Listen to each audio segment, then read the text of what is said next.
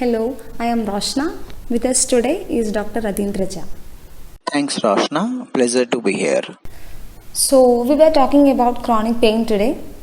Tell us a little bit about what chronic pain is.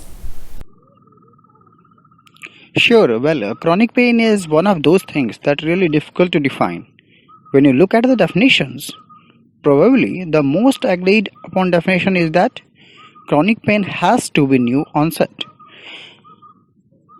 It has to have duration and severity that intense and been around for at least 3 months.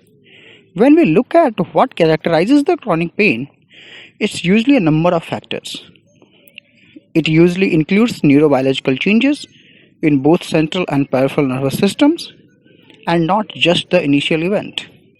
What happens over the time is you end up with hypersensitized nervous system that leads to this persistent symptom and that we recognize as a chronic pain.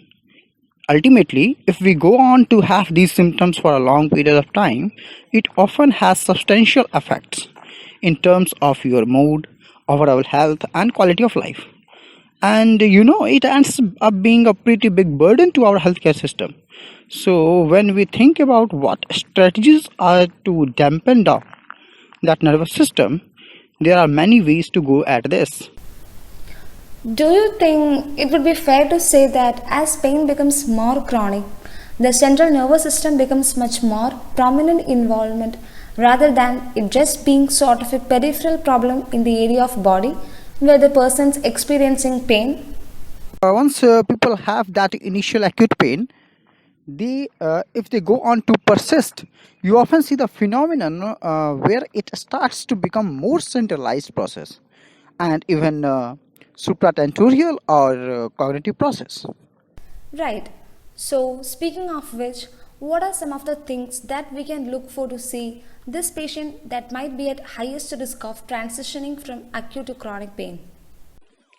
Roshna, there has been decades of research on predictors who are prone to develop the chronic pain. Some of the data that we know for sure is that if you are female, you have the higher risk. If you have any childhood trauma, so whether that can be a sexual or whether it is a verbal or physical abuse, people with those adverse events are predisposed to developing pain. We know if you have a history of pain and history of chronic pain in a particular in other parts of the body, you will be more predisposed to the having pain in those areas. And clearly, people who have the history of anxiety, depression, or people that are catastrophizers, and that concept is a person that ruminates a lot about the negative effects in their life and are just really stuck on significant issues. And obviously, we know that there are some biological and genetic predispositions that researchers are working on it, figuring out that what in your genetic makeup may also predispose you to developing chronic pain. Great. And I think it's important, especially to, for example, a primary care provider that might be seeing an individual for a long period of time to really start to pick up on these individuals that come in with pain in different areas of the body. And initially, the provider might think that's new acute pain and I have got to do a big workup. But people with this sort of pain, prone phenotype, that start developing pain in different areas of their body in their teens and go through their entire adult life, developing pain in different areas of their body. You may not need to approach that person as aggressively with respect to working up with acute pain, but you might be even more aggressive about not letting the acute pain become chronic. You do everything that we possibly can to avoid a sort of chronification of pain. Well, there have actually been, as you said, a lot of studies done in the last couple decades. Some have studied higher techniques like functional imaging or quantitative sensory testing. Others have used more epidemiological techniques. But I think that we are now at the point where we understand. I think some of these risk factors. One of the studies that I really think has been helpful and informative in this regard is a series of studies called the Orofacial Pain Prospective Evaluation and Risk Assessment Studies that were funded by the National Institutes of Health, and they really followed people longitudinally from pain-free to new and sort of chronic pain in different areas of the body. And they gave a lot of different questionnaires looking at anxiety, depression, catastrophizing all sorts of different features. And they found that one set of questionnaires in particular that was the most predictive of someone subsequently developing new chronic pain was a questionnaire that is abbreviated the PIL. And this asked people about basically somatic symptoms, pain, sensory unpleasantness in different areas of their body. But I think that questionnaire is picking up on what you alluded to earlier. It's that sort of heightened sensory processing and CNS hyperactivity that we see in these individuals that seem to be at high risk of transitioning from acute to chronic pain. What are some of the other things that have been identified?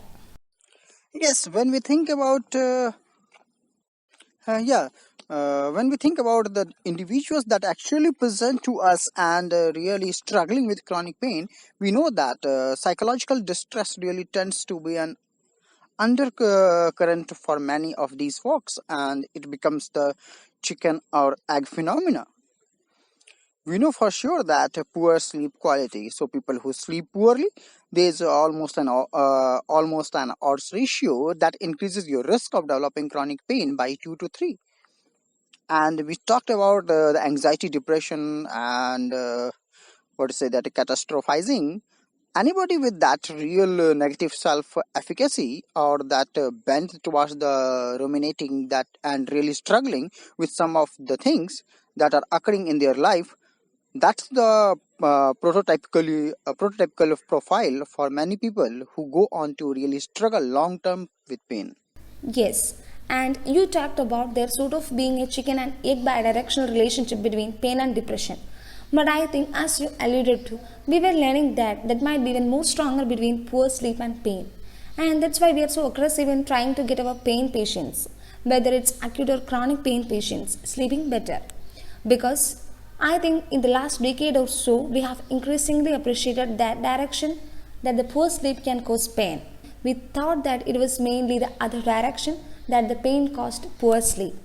So, what are some sort of practical tips for primary care physicians that might be having someone that has acute pain? Ultimately, there's no magic bullet, right?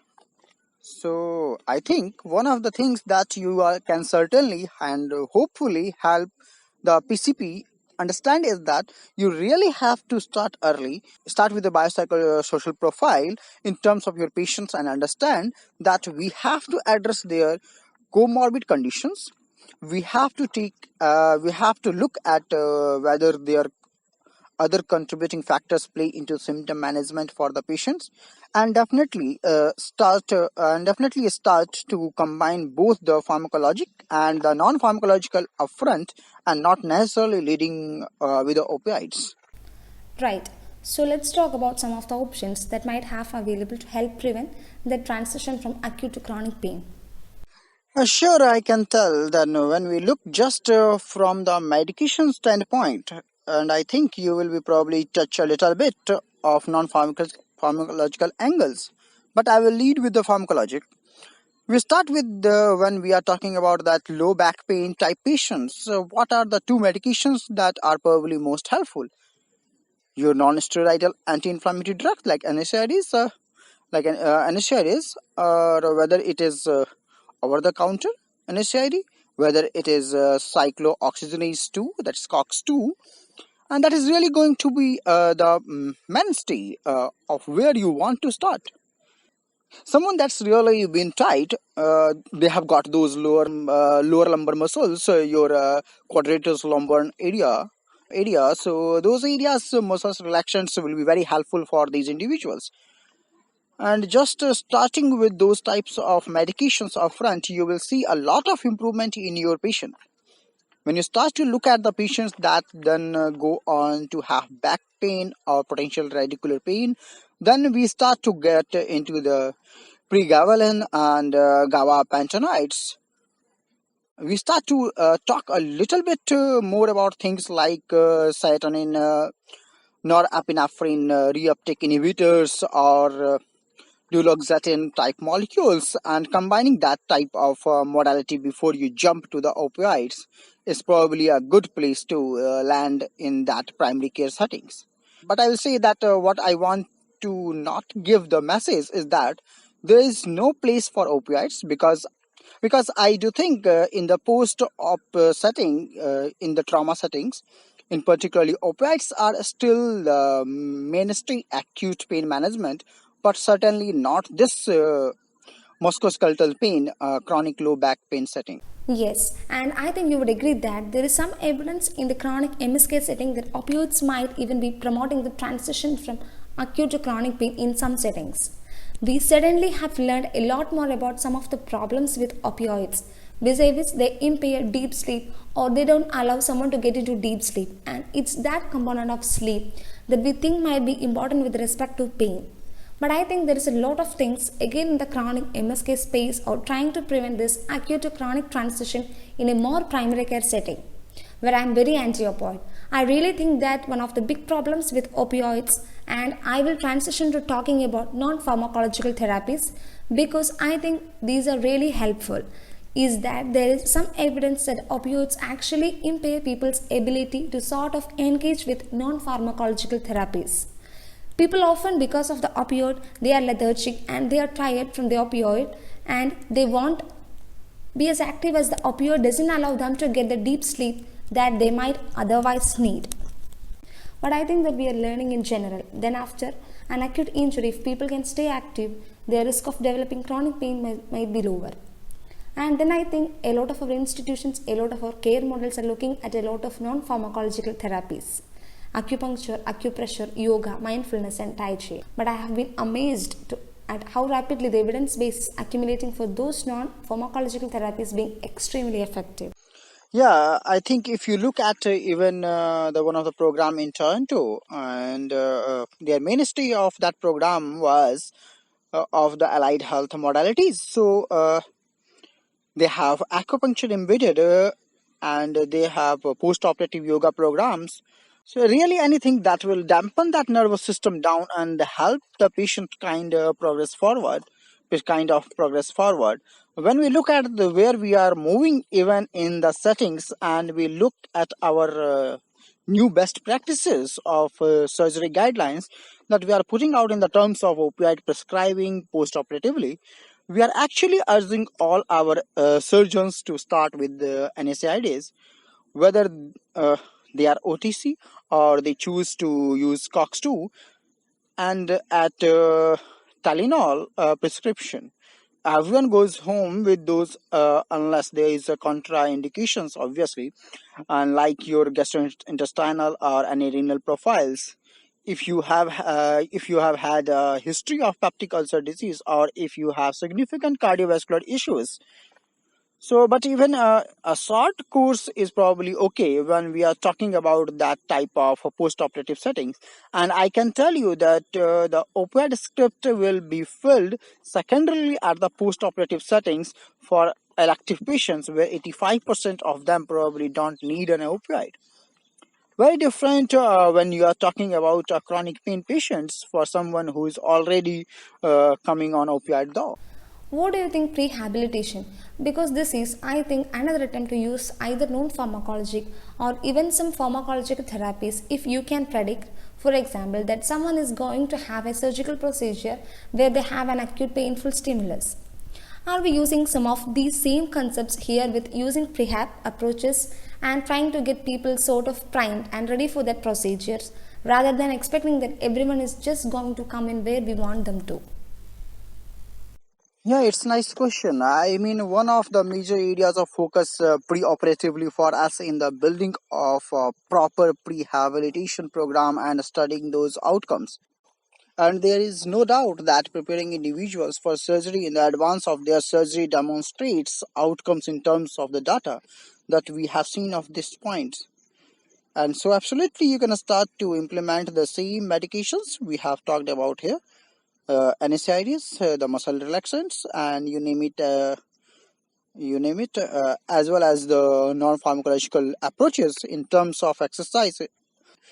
For even some of those individuals that you might think are quite frail, just moving them a little bit down that pathway towards better exercise tolerance and better stress tolerance will show better outcomes. Yes, and I think one of the challenges is, do these prehab programs need to be given to everyone, Or can we use some of the same sort of risk factors that you alluded to earlier? Because it's the same risk factors that predict people at highest risk of going from acute to chronic pain. Are those same sort of profiles or phenotypes that we look for in the peri-operative setting? Those are the individuals that are often going to do the worst. I think right now we have a tendency to either use prehab in everyone that's getting a certain procedure or in no one. And I think in the future we might be starting to identify people that pain prone phenotype or people that are at highest risk. Yes, let's be clear that there is nothing medicine that should be shotgun. You should always be selecting the people that will benefit the most from any interventions. And I think that is the holy grail. When we see something that works, we want to give it to everyone. Well, not everyone needs it, right? And we have a healthcare system to protect at the same time.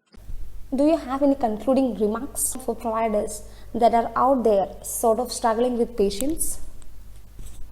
Sure, when you see those patients that ultimately end up in the chronic pain settings, that ends up really struggling, they have been debilitating pain, they have debilitating anxiety, depression.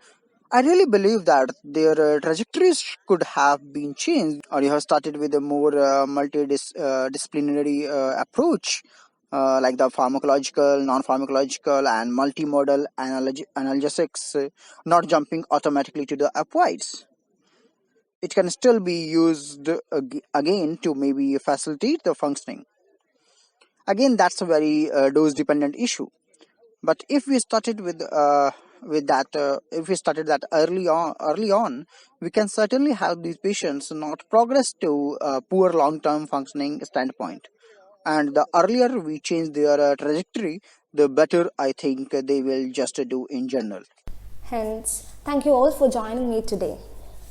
And thank you for participating in this activity. Please continue on to answer the questions that follow and complete the evaluation.